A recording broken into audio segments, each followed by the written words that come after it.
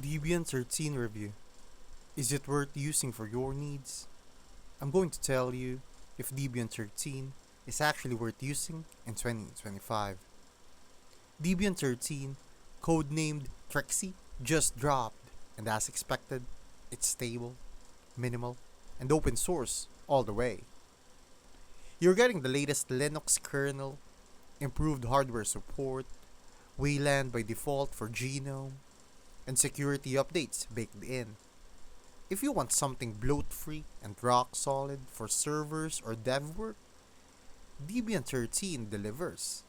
It's not flashy, but it's fast, reliable, and just works. But keep in mind, Debian doesn't give you the newest packages out of the box. If you need bleeding edge software or tons of polish, Ubuntu or Arc based distros might be a better fit. So is Debian 13 worth it? Yes, if you want full control, long term stability, and zero nonsense.